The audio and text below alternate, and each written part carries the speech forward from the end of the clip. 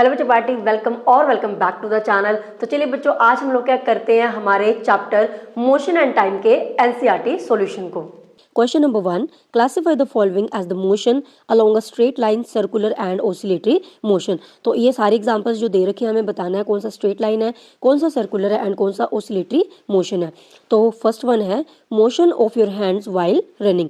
तो जब हम लोग क्या रनिंग करते हैं यानी कि भागते हैं तो हमारे जो हैंड्स की मूवमेंट होती है, तो देखो बच्चों, जब हम लोग क्या रनिंग करते हैं तो हमारे हैंड की, फॉर एग्जांपल अगर मैं इस हैंड की बात करूँ तो ये क्या होगा, एक बार आगे जाएगा, पीछे आगे पीछे, इस तरीके से हमारे हैंड की मूवमेंट होती है ना। तो यानी कि जब एक ही पॉइंट के अराउंड क्या होती है, आगे पीछे या टू एंड फ्रो जो मूवमेंट होती है, उसको हम लोग कौन सा कहते हैं, ऑसिलेटरी मोशन। तो पहला जो हमारा आंसर है that is the oscillatory motion. Second, motion of a horse pulling a cart on a straight road. तो एक कार्ट क्या है, पीछे है, तो हॉर्स उसको क्या पुल कर रहा है और किसके ऊपर, स्ट्रेट रोड के ऊपर, उसको सीधा सीधा पुल कर रहा है। तो ये जो मोशन होता है बिल्कुल जो स्ट्रेट लाइन में होता है, that is the straight line motion. ठीक है। Third, motion of a child in a merry go round. तो मैरी गो राउंड कौन सा झूला होता है, ये वाला जो होता है ये मैरी गो राउंड है। तो हमें पता है कि इसमें कैसे मूवमेंट होते हैं, इस तरीके से गोल गोल ही घूमता है ना, तो सर्कुलर मूवमेंट यहाँ पे होती है। ठीक है, तो ये होगा सर्कुलर मोशन। नेक्स्ट है motion of a child on a seesaw. तो सी सॉ वाला जो होता है ये कौन सा होता है हमारा, इस तरीके का जो झूला हम देखते हैं, तो इसमें क्या होता है, अगर आप इसको देखो, चाहे किसी को भी फिक्स कर लो, अगर आप इसको देख रहे हो तो हमें पता है ये क्या है, जब ये ऊपर जाएगा तो ये क्या नीचे मूव करता है, तो यानी कि ऊपर नीचे, तो एक ही पॉइंट के अराउंड क्या है, आगे पीछे मूव कर रहा है। तो इस तरीके का जो मोशन होता है that is the oscillatory motion. Next है motion of the hammer of an electric bell. तो यहाँ पे क्या होता है, बेल के अंदर एक गोंग लगा होता है, ठीक है, और यहाँ पे होता है ऐसे हैमर। तो ये हैमर क्या बार बार इसके अंदर क्या है, गोंग के साथ क्या स्ट्राइक करता है, यानी कि टकराता है। तो यानी कि जो हैमर है बच्चों वो क्या आगे पीछे इस तरीके से मूवमेंट करता है ना, तो ये अगेन कौन सी होगी, हमारी ऑसिलेटरी मोशन। लास्ट है motion of a train on a straight bridge. अगर स्ट्रेट ब्रिज के ऊपर क्या जो ट्रेन है वो भी क्या स्ट्रेट जाएगी ना, सीधी सीधी जाएगी। तो इस तरीके का जो मोशन होता है वो हमारा कौन सा होता है, straight line motion. Question number second, which of the following are not correct. तो फर्स्ट है the basic unit of time is second. तो बेसिक यूनिट जो होता है टाइम की वो सेकंड है, ये बिल्कुल ठीक है। Every object moves with a constant speed. Constant का मतलब सेम, तो हर ऑब्जेक्ट जो होता है वो क्या सेम स्पीड से मूव करता है। तो ये तो बच्चों बिल्कुल गलत है, क्योंकि अगर कोई पर्सन क्या गाड़ी पे जा रहा है उसकी स्पीड क्या होगी, अलग होगी, वो फास्ट स्पीड उसकी होगी। ठीक है, अगर कोई पर्सन क्या बाईसाइकिल पे जा रहा है तो उसकी स्पीड क्या होगी, स्लो होगी, तो ये गलत है। थर्ड है distance between two cities are measured in kilometres. तो दो सिटीज के बीच का जो डिस्टेंस होता है उसे हम किलोमीटर में मेजर करते हैं, ये भी ठीक है। The time period of a given pendulum is constant. अब कॉन्स्टेंट को तो मैंने बता ही दिया, सेम होता है। अब पेंडुलम का अगर हमें क्या एक पर्टिकुलर कोई पेंडुलम दे दे, मान लीजिए हमें ये पेंडुलम दे दिया, ठीक है, तो इसका टाइम पीरियड क्या होता है, जब ये जो इसका बॉब है ये क्या अपनी सेंटर पोजीशन से एक बार एक एक्सट्रीम पोजीशन एंड देन दूसरे एक्सट्रीम पोजीशन एंड देन वापस क्या है ये मीन पोजीशन पे आएगा।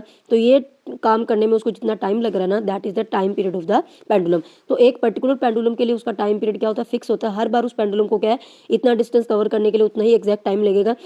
लेकिन बच्चों अलग अलग पेंडुलम के अलग अलग टाइम पीरियड होते हैं। तो यहाँ पे लिखा है उन्होंने एक गिवन पेंडुलम के लिए ये कांस्टेंट होता है, तो ये ठीक है। लेकिन पुरानी बुक्स में यहाँ पे नोट लिखा हुआ आता था पेंडुलम इज नॉट कांस्टेंट, उस केस में ये क्या हो जाएगा, फॉल्स। लास्ट है the speed of a train is expressed in the metre per hour. तो यहाँ पे ये गलत है, क्योंकि जो ट्रेन की स्पीड है उसे हम क्या है मीटर नहीं किलोमीटर पर आर के अंदर क्या है मेजर करते हैं। तो यहाँ पे हमारा जो आंसर होगा वो क्या second statement and fifth statement जो है हमारी वो क्या करेक्ट नहीं है। Third question, a simple pendulum takes 32 seconds to complete 20 oscillations. What is the time period of the pendulum. तो हमें दे रखा है कि जो टाइम टेकन है टू कंप्लीट द 20 ऑसिलेशंस, यानी कि कोई पेंडुलम है उसे क्या होता है, एक ऑसिलेशन बच्चों कौन सी होता है जो मैंने अभी आपको बताई, जब अपनी मीन पोजीशन से एक extreme then other extreme position and then वापस मीन पोजीशन पे आएगा तो उसकी एक ऑसिलेशन क्या हो जाती है, कंप्लीट हो जाती है। तो 20 ऑसिलेशंस को करने के लिए उसको कितना टाइम लग रहा है, 32 सेकंड्स लग रहे हैं। तो हमें पूछा टाइम पीरियड बताओ पेंडुलम का क्या है। टाइम पीरियड पेंडुलम का क्या होता है, जो एक ऑसिलेशन को कंप्लीट करने के लिए उसको टाइम लगेगा, that is the time period of the pendulum. तो यहाँ पे क्या time taken to complete 20 oscillations वो कितना दे रखा, 32 सेकंड है। तो अगर हमें एक के लिए निकालना हो, यहाँ पे एक लिखेंगे तो ये 20 इधर जाके क्या हो जाएगा डिवाइड, सो 32/20। तो यहाँ पे क्या आप 2 के टेबल पे कट कर सकते हो इसे, तो यहाँ पे 10 आ जाएगा, ऊपर 2 के टेबल पे कट करोगे कितना है 16, सो 16/10, या फिर आप इसको ऐसे भी लिख सकते हो 1.6 second. Question number 4, the distance between to station is 240 kilometre. दो स्टेशन है, ठीक है, उनके बीच का जो डिस्टेंस दे रखा है कितना 240 किलोमीटर है। A train takes 4 hours to cover this distance. और एक ट्रेन को क्या होता है 4 घंटे लगते हैं इस डिस्टेंस को क्या है कवर करने में। So calculate the speed of the train. तो इस चैप्टर के अंदर बच्चों हमारा जो बहुत important formula that is the speed is equal to distance upon time. ठीक है, ये आपको अच्छे से याद होना चाहिए। अगर आपको ऐसे ही नहीं याद रहता तो मैंने आपको बताया था आप जीएसटी से याद कर लो, GST, ठीक है, वहाँ से आपका GST जो टर्म है हमें सबको पता है आजकल हर चीज़ पे GST लग रहा है, तो ये याद आ जाएगा। G की बजाय आपने सिर्फ G की जगह पे क्या रिप्लेस कर देना, DST, तो यानी कि D is equal to S into T, so distance is equal to speed into time. अब यहाँ पे जो भी वैल्यू आपको फाइंड आउट करना है उसको एक साइड रख लो, तो टाइम इधर जाके क्या हो जाएगा, डिवाइड हो जाएगा। सो बेसिकली यही फॉर्मूला बन जाएगा ना, speed is equal to distance upon time, ठीक है। अब यहाँ पे क्या डिस्टेंस 240 किलोमीटर दे रखा है, टाइम इतना लग रहा है उसको, तो स्पीड का फॉर्मूला जस्ट हमने लिखना है एंड उसकी वैल्यूज पुट कर देनी है। इसको 2 के टेबल पे कट करके देख लोगे, 4 के टेबल पे कट करोगे तो आंसर कितना आया, 60 kilometre per hour. Question number 5, the odometer of A car reads 573 to 1.0 kilometre when the clock shows the timing 8:30 AM। तो हमें पता है बच्चों, जो ओडोमीटर है वो क्या करता है, कितना डिस्टेंस ट्रैवल किया उसको नोट करता है। तो गाड़ी का जो ओडोमीटर है वो क्या इस वैल्यू को नोट कर रहा है जब कितना टाइम है, 8:30 AM। What is the distance moved by the car if at 8:50 AM the odometer reading has changed to this kilometer? तो 8:50 AM पे जब ओडोमीटर पे रीडिंग देखी गई तो इतनी रीडिंग वहाँ पे शो हो रही थी। तो पहले तो हमें ये बताना है कि 8:50 AM पे 8:30 बजे गाड़ी चली, 8:50 AM पे यानी कि नेक्स्ट 20 मिनट के अंदर उसने कितना डिस्टेंस जो है वो ट्रैवल किया। तो ये हमारी है फाइनल रीडिंग, ये हमारी है इनिशियल यानी कि स्टार्टिंग रीडिंग। तो हम क्या करेंगे, फाइनल में से जो स्टार्टिंग वाले उसको क्या कर देंगे, माइनस, तो डिस्टेंस आ जाएगा। So distance move by the car at 8:50 AM is equal to final reading minus initial reading, दोनों का माइनस कर दो तो आंसर आ जाएगा 15 किलोमीटर। यहाँ पे मैंने माइनस करके दिखाया भी है तो आप इजीली देख सकते हो। उसके बाद बच्चों हमसे क्या क्वेश्चन में क्या पूछा था, calculate the speed of the car in the kilometre per hour. यहाँ पे ना किलोमीटर पर मिनट आना था, ठीक है, क्वेश्चन में मिनट दिया हुआ है। सो पहले हमें क्या स्पीड कैलकुलेट करनी है इन द किलोमीटर पर मिनट कितनी है, क्योंकि देखो जो यहाँ पे क्या डिस्टेंस क्या किलोमीटर में दे ही रखा है, और जो हमने टाइम, अगर आप टाइम की बात करोगे तो यहाँ पे क्या 8:30 था टाइम एंड देन 8:50 यानी कि नेक्स्ट 20 मिनट के अंदर। तो टाइम क्या हमारा 20 मिनट्स के अंदर ही ऑलरेडी। तो हम लोग क्या पहले ये वाली जो वैल्यू वो पता कर लेंगे, स्पीड किसके अंदर, किलोमीटर पर मिनट। तो हमें पता है कि जो स्पीड का फॉर्मूला होता है वो हमारा क्या होता है, speed is equal to distance upon time, ठीक है। सो टाइम टेकन कितना लगा हमें पता है, 5:30 AM से लेके 8:50 तक हमारे 20 मिनट्स बनते हैं, तो time taken is equal to 20 minutes. तो दोनों की वैल्यू हमें पता है, पुट कर दो। डिस्टेंस कितना था 15 किलोमीटर, टाइम की वैल्यू कितने 20 मिनट। तो इसको अगर हम क्या 3 के टेबल पे कट करेंगे तो 5 3 15, 5 4 20, तो यहाँ पे आंसर आ जाएगा 3/4 किलोमीटर पर मिनट। अब ये तो आंसर आ गया किलोमीटर पर मिनट में। अब उन्होंने हमसे क्वेश्चन में क्या पूछा था कि इसकी जो स्पीड है ना उसको एक्सप्रेस करो किलोमीटर पर आवर के अंदर भी हमें क्या बताना है। तो यानी कि बच्चों हमें यहाँ पे मिनट को कन्वर्ट करना पड़ेगा किसके अंदर, आवर्स के अंदर, ठीक है। तो यहाँ पे क्या स्पीड इज इक्वल टू, मैंने ऊपर वाला एज इट इज लिखा है 3/4 किलोमीटर पर मिनट, ये हमने निकाल लिया था। अब किलोमीटर को तो हमें चेंज करना नहीं, इसको एज इट इज रहने देंगे। न्यूमेरिकल वैल्यू को पहले अलग कर लो। तो जब भी किसी चीज़ को आपने चेंज करना होता है ना, अगर आपको इसमें कन्फ्यूजन रहती है कि अब सब ये चीज़ सबको पता होती है कि 1 आवर इज इक्वल टू क्या होता है 60 मिनट होता है, लेकिन बच्चों को ना इसमें कन्वर्ट करने में बड़ी कन्फ्यूजन रहती है कि डिवाइड में कौन जाएगा, मल्टीप्लाई में कौन जाएगा। तो इसका ईजी वे क्या है, आप ऐसे करो, जिस भी चीज़ को चेंज करना ना उसको 1 मिनट 1 आवर 1 सेकंड के अंदर अलग उसको कर लो। तो जैसे कि किलोमीटर को चेंज नहीं करना था, ऊपर वाली चीज़ को एज इट इज रखा, 4 को मैंने अलग कर दिया, 4 × 1 मिनट लिख सकते हैं इसको, क्योंकि 4 को 1 के साथ मल्टीप्लाई करेंगे, बात तो यही है ना, 4 मिनट ही बनेगा।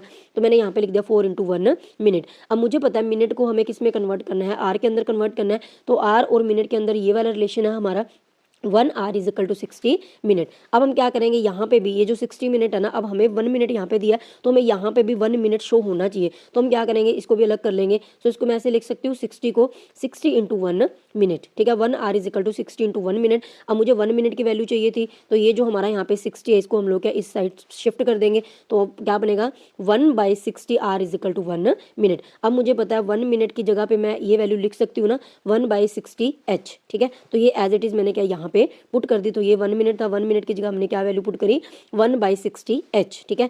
अब ये जो 60 है ये क्या है बच्चों, ऊपर जाके क्या है मल्टीप्लाई हो जाएगा, क्योंकि नीचे ऑलरेडी डिवाइड में है। सो 3 किलोमीटर इंटू 60 डिवाइडेड बाई 4, और h क्या है यूनिट एज इट इज आ गई। तो इसको आप जब क्या कट करके देखोगे 2 के टेबल पे कट कर लो, 2 2 4, यहाँ पे आ जाएगा 30 एंड 2 1 2, तो यहाँ पे आ जाएगा 15, 15 को 3 से करेंगे तो कितना आंसर आया 45 kilometre. Next, Salma takes 15 minute from her house to reach our school on a bicycle. If the cycle has a speed of 2 metre per second, calculate the distance between her house and the school. तो यहाँ पे बच्चों में क्या दे रखा है, पहले तो जो चीज़ें गिवन है ना उसको लिख लो। सो गिवन हमें क्या है, स्पीड दे रखी है कितनी है 2 मीटर पर सेकेंड है, एंड उसको टाइम कितना लग रहा है 15 minute. So time taken is equal to 15 minute. तो उन्होंने हमसे पूछा है कैलकुलेट द डिस्टेंस, डिस्टेंस हमें बताना है between her house and the school. तो डिस्टेंस निकालना है, तो हमें पता है स्पीड और टाइम दे रखा है, तो हमें एक फॉर्मूला पता है, स्पीड इज इक्वल टू क्या होता है डिस्टेंस अपॉन टाइम। तो इसमें क्या है दो चीज़ों की, इसकी वैल्यू दे रखी है, इसकी वैल्यू दे रखी है, हमें डी निकालना है। सो डी इज इक्वल टू क्या हो जाएगा, एस इंटू टाइम, यानी कि GST DST वाला बन गया ना, स्पीड इंटू टाइम है। तो पर यहाँ पे ना एक दिक्कत है कि बच्चों यहाँ पे जो स्पीड दे रखी है ना वो तो क्या है 2 मीटर पर सेकंड है, लेकिन ऊपर जो टाइम दे रखा है वो मिनट के अंदर है, यहाँ पे सेकंड दे रखा है, यहाँ पे मिनट है, तो हमें सेम करना पड़ेगा। तो हम पहले क्या करेंगे, ये जो 15 मिनट है ना इसको हम लोग कन्वर्ट करेंगे सेकंड्स के अंदर, क्योंकि यहाँ पे स्पीड में क्या है, सेकंड है। तो वही हमने किया है यहाँ पे कि time is equal to 15 minute था, तो फिर से मैंने क्या लिखा, 15 इंटू 1 मिनट लिख दिया, मैंने 1 मिनट को अलग कर लिया। सो मुझे पता है 1 मिनट किसके इक्वल होता है, 60 सेकंड। मैं चाहती हूँ कि मिनट की जगह क्या आ जाए, सेकंड आ जाए। सो इस 1 मिनट की जगह पे मैं क्या लिख सकती हूँ, 60 सेकंड्स लिख सकती हूँ ना।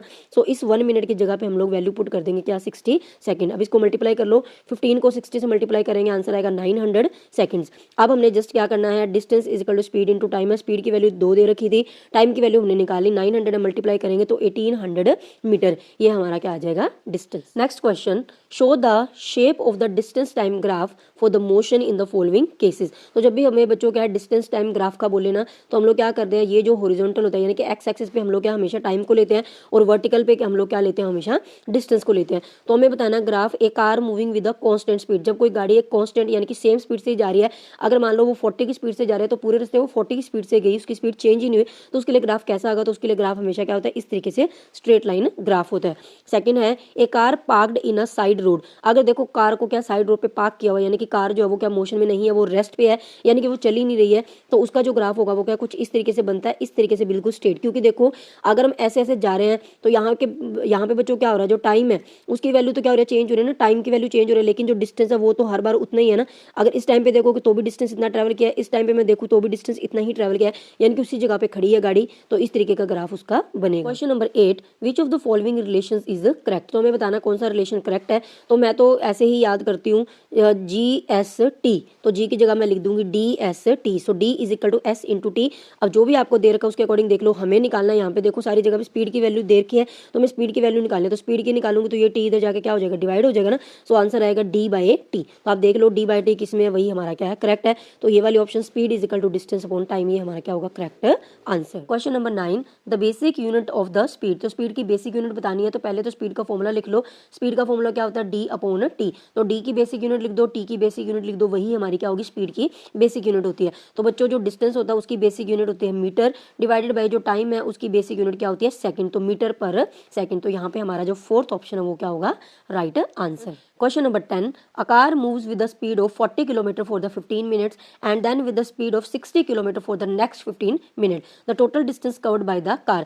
तो मान लीजिए कोई गाड़ी है, उसने क्या 30 मिनट क्या चलना है, तो पहले जो 15 मिनट थे हाफ डिस्टेंस उसने क्या है 40 किलोमीटर पर आवर की स्पीड से ट्रैवल किया, नेक्स्ट का उसने करा 60 से, ठीक है। तो पहले हम तो क्या करेंगे, जब उसने 40 की स्पीड से किया तो उसके लिए डिस्टेंस निकालेंगे, एंड जब उसकी स्पीड 60 थी तब डिस्टेंस निकालेंगे, और दोनों डिस्टेंस को क्या कर देंगे, ऐड कर देंगे। तो यहाँ पे मैंने क्या पूरा सोल्यूशन लिखा है। तो फर्स्ट केस है कि स्पीड जब कितनी देर क्या 40 किलोमीटर पर आवर, टाइम कितना दे रखा है 15 मिनट। अब यहाँ पे ना यूनिट्स जरूर चेक करना, यहाँ पे क्या है टाइम आर के अंदर दे रखा है स्पीड में, लेकिन यहाँ पे क्या मिनट में है, तो हमें क्या करना पड़ेगा, मिनट को आर के अंदर चेंज करना पड़ेगा। हमें 15 मिनट को देखना पड़ेगा ये कितने घंटे के इक्वल है। तो सबसे पहले मैंने आपको बताया ही है कि इस तरीके से जब कन्वर्जन करनी होती है तो कैसे करेंगे, जो भी न्यूमेरिकल वैल्यू उसको अलग कर लो, मतलब कि 1 मिनट 1 सेकंड सबको अलग कर लो। सो इसको मैं ऐसे लिख सकती हूँ 15 इंटू 1 मिनट। अब मुझे 1 मिनट की वैल्यू निकालनी है, तो मुझे पता है मुझे मिनट को कन्वर्ट किस में करना है, आर के अंदर कन्वर्ट करना है। सो मिनट और आर के बीच में ये रिलेशन होता है 1 hour is equal to 60 minute. तो यहाँ पे भी मैं क्या, क्योंकि मुझे 1 मिनट की वैल्यू चाहिए तो मैं 60 को अलग कर लूंगी, मैंने ऐसे लिख दिया 60 इंटू 1 मिनट, ठीक है। तो इज इक्वल टू 1 आर है। अब यहाँ पे मुझे 1 मिनट की वैल्यू निकालने, तो ये 60 यहाँ पे क्या जाके क्या हो जाएगा, divide. So 1 minute is equal to 1/60 hour. तो वही हमने क्या बच्चों वैल्यू पुट करिया, 1 मिनट की जगह पे हमने लिख दिया 1/60 आर। तो इसको हम लोग क्या कैसे लिख सकते हैं, 15/60 आर। आप चाहो तो यहीं पे कट कर सकते हो, आप चाहो तो आगे भी कर सकते हो। अब हमने क्या करना, डिस्टेंस निकालना था, तो डिस्टेंस का फॉर्मूला है DST यानी कि स्पीड इंटू टाइम। स्पीड की वैल्यू 40 है, टाइम की हमने अभी निकाली है 15/60। इसको कट करोगे 0 से 0 गई, ठीक है। 2 के टेबल पे कट कर लो, 2 2 ज़ा 4, 2 3 ज़ा 6 और इसको 5, तो 5 2 ज़ा 10। तो यहाँ पे आंसर आ गया 10 किलोमीटर, ठीक है। अब सेकंड केस के अंदर हमें क्या दे रखा था कि जो स्पीड है वो 40 की बजाय कितनी है 60 है। तो 15 मिनट को हमने ऑलरेडी आर के अंदर चेंज कर लिया था ऊपर, वही वैल्यू हमने क्या एग्जैक्ट ऊपर से यहाँ पे क्या करी है, पुट करी है। या आप यहाँ पे मैंने पुट किया था ना, टाइम कितना आया था, जो 15 मिनट है वो किसके इक्वल है, 15/60 आर के इक्वल है। तो एज इट इज यहाँ पे टाइम की वैल्यू पुट कर देंगे। अब डिस्टेंस इज इक्वल टू क्या, स्पीड इंटू टाइम। पहले यहाँ पे 40 वैल्यू पुट करी थी, अब यहाँ पे आएगा 60 इंटू 15/60, ये टाइम की वैल्यू होगी। इसको काटोगे तो 60 से 60 कट हो गया, तो कितना आया 15 किलोमीटर। अब दोनों केसेस के अंदर हमने डिस्टेंस डिस्टेंस निकाला, पहले उसने डिस्टेंस ट्रेवल किया 10 किलोमीटर, अदर नेक्स्ट पे उसने करा 15 किलोमीटर, तो टोटल डिस्टेंस कितना बनेगा 10 + 15 is equal to 25 kilometre. So हमारा सेकंड ऑप्शन क्या होगा right answer. Question number 12, figure shows the distance time graph for the motion of the two vehicles A and B, which one of them is moving faster. तो यहाँ पे क्या है, distance time graph दे रखा है, two vehicles है ए and B, हमें ये बताना है कि दोनों में से कौन सा फास्टर मूव कर रहा है। तो देखो बच्चों फास्ट मूव का कैसे पता चलेगा, जो कम टाइम के अंदर ज्यादा डिस्टेंस ट्रेवल करेगा ना वही हमारा क्या करेगा, फास्ट मूव करेगा। तो हम क्या करते हैं, कोई भी एक अपनी मर्जी से टाइम वाला जो एक्सिस है ना, इसके ऊपर कोई भी एक अपनी मर्जी से आप डॉट डिसाइड कर लो। सपोज करो मैंने यहाँ पे देखना है, तो हम क्या करेंगे, स्केल की हेल्प से बिल्कुल यहाँ से स्ट्रेट लाइन ड्रॉ करेंगे, ठीक है। अब ये क्या करेंगे, ए और बी वाले ग्राफ को जहाँ पे भी कट कर रहे हैं ना वहां से इस तरीके से स्ट्रेट लाइन ड्रॉ करेंगे। तो व्हीकल ए के लिए यहाँ पे इस पॉइंट पे कट कर रहा है, तो यहाँ से इस तरीके से स्ट्रेट लाइन ड्रॉ करनी है। तो ये वाला जो डिस्टेंस है ये कौन ट्रैवल कर रहा है, व्हीकल ए, ठीक है, इतने टाइम के अंदर। अब बी के लिए अगर मैं देखूँ तो इतने ही टाइम के अंदर जो बी है वो यहाँ पे इंटरसेक्ट कर रही है, तो यहाँ से स्ट्रेट लाइन ड्रॉ करेंगे।